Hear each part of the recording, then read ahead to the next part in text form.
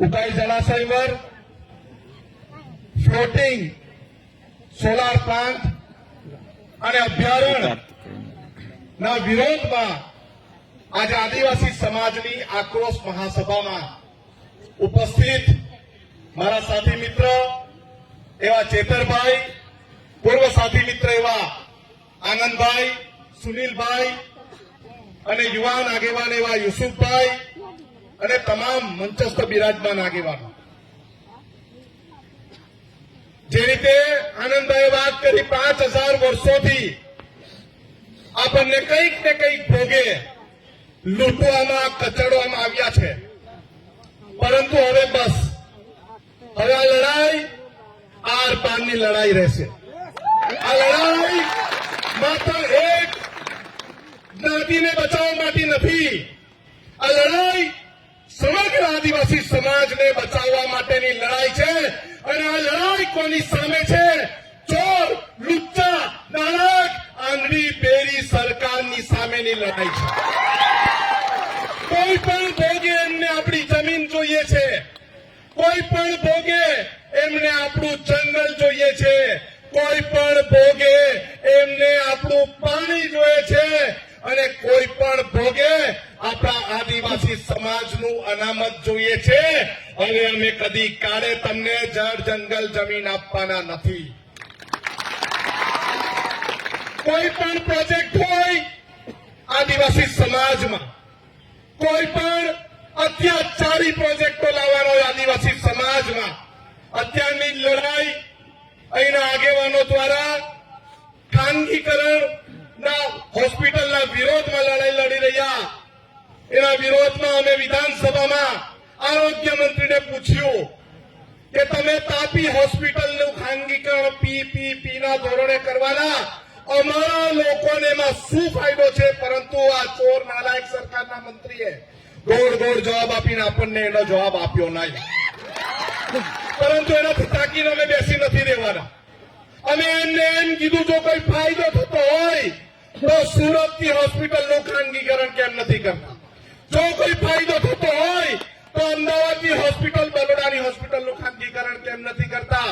માત્ર ડાંગની, તાપીની અને દાહોદની હોસ્પિટલનું ખાનગીકરણ કેમ કરે છે?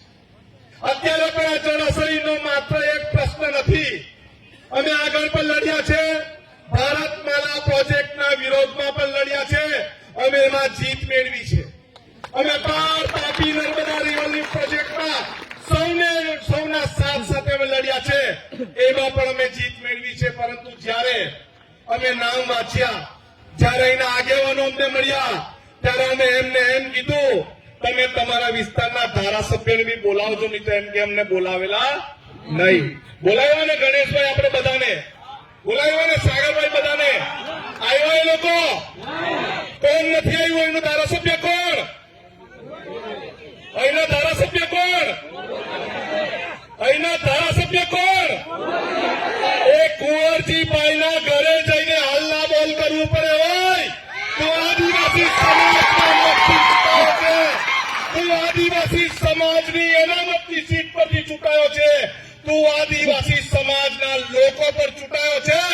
તારે નહીં આવવું હોય તો આદિવાસી તરીકે તું રાજીનામું આપી દે, તારું અમને કોઈ કામ નથી. અરે તાપીના બીજા કોણ ધારાસભ્ય નથી આવ્યા?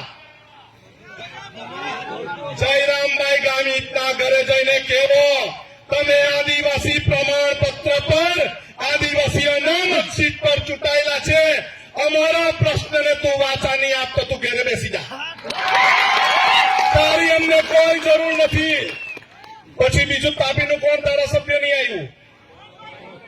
મોહનભાઈ કોકણી અમારી બાજુમાં જ છે. મોહનભાઈને કહેવો, તારું પહેલું ને છેલ્લું જ છે. તારે જો પાછું ધારાસભ્ય બનવું હોય તો આદિવાસી સમાજની વચ્ચે આવીને અમારા પ્રશ્નો ઉઠાવ, તો જ તું ધારાસભ્ય નહીં તો તને ટાટા બાય બાય. પછી એના સાંસદ કોણ? અરે પ્રભુભાઈ વસાવાને કેવો, પેલો આનંદ પટેલ નવસારીના રસ્તાથી આવતો હોય, આ તો કરી છે.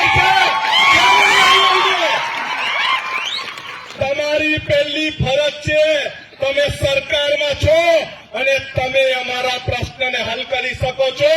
તમે જો નહીં આવવાના હોય તો બીજી વાર મારા ગામમાં તમે પગ મૂકશો નહીં. આ બધા જ નારંગી ગેંગને કહી દેવાની જરૂર છે. હવે જો આવ્યા તો તમારું જ્યુસ બનાવીને અમે પી જવું. અમને એવા નેતાની જરૂર નથી જે પાર્ટીના હાથ નીચે દબાઈને આપણને લૂંટવાનું કામ કરે.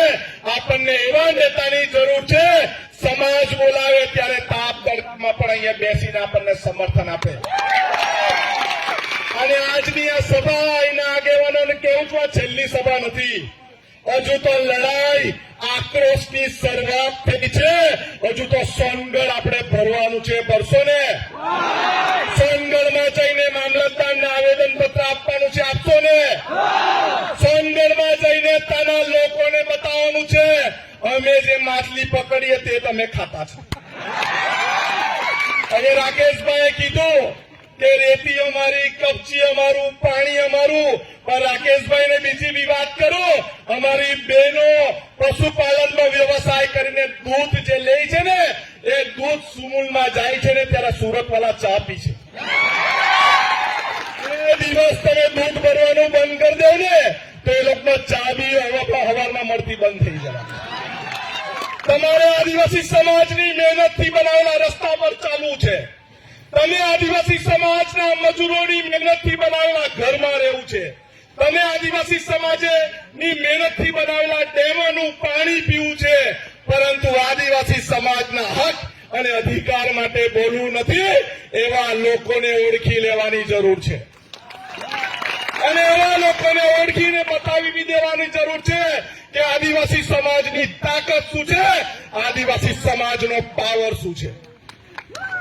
અત્યારે જે વાત કરી રાજભાઈએ વાત કરી, આપણને ભારતના બંધારણમાં હક મળેલા છે. 244 3 ક મુજબ રૂઢિ પરંપરા વાળી ગ્રામ સભા કરો અને એ ગ્રામ સભામાં જે પણ પ્રોજેક્ટ આવવાનો છે એનો બહિષ્કાર કરો. એ પ્રોજેક્ટને રદ કરવાની માંગણી કરો. પૈસા એક્ટ 1996 અને 2017 મુજબ ગ્રામ સભા કરો અને આ પ્રોજેક્ટો હટાવવાની માંગણી કરો. પછી જો આપણી તાકાત કેટલી વધે. કોઈ પણ પક્ષ પાર્ટીના હોય, પહેલે આપણે કોણ? આપણે કોણ? આપણે કોણ? આપણે આદિવાસી છે, ભૂલવાની જરૂર નથી.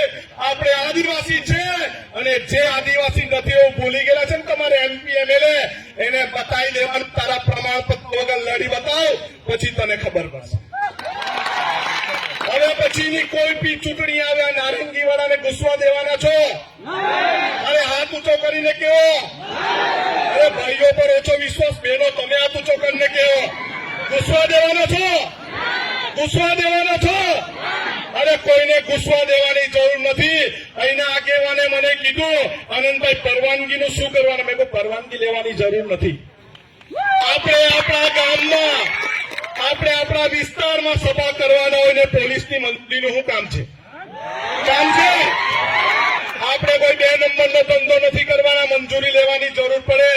આદિવાસી સમાજ જ્યાં બેસી જાય ત્યાં અમારી સભા અને આદિવાસી સમાજ જે રસ્તા પર નીકળે તે રસ્તા પર અમારી રેલી.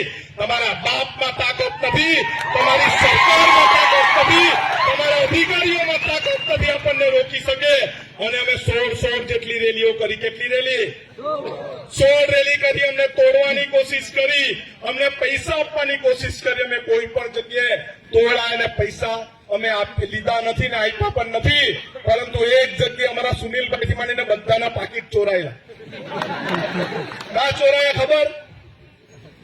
ગાંધીનગરમાં અમારા બધાના પાકીટ ચોરાયેલા. ચોર તા છે, અહીંયા નથી. ચોર બધા તા બેઠા છે. જે સરકારના નેતા બધા ચોરતા બેઠા છે. 15 રેલીમાં કોઈ બી જગ્યાએ કોઈનો 5 રૂપિયા ચોરાયા નથી. જે ચોરાયા તે કાં ચોરાયા? ગાંધીનગરમાં બધા ચોર બેસેલા છે. એને ઓળખી લેવાની જરૂર છે. અને તમારા બધા નેતાને કહેવો અમે બધાને જ બોલાવ્યા. કોઈ પણ ભાજપના કાર્યકર્તાઓ ખોટું નહીં લગાડતા. આપણે બધાને બોલાવ્યા ને? નહીં આવ્યા એટલે હવે કોલર પકડવાનો ટાઈમ છે આપણો. એમના ઘરે કાર્યાલય પર જઈને કેવો મેં તમને મત આપેલા, તમે કેમ નહીં આવ્યા મારા બચાવવા માટે? કહેશો ને? અરે આ ઊંચો કરીને કેવો કહેશો ને?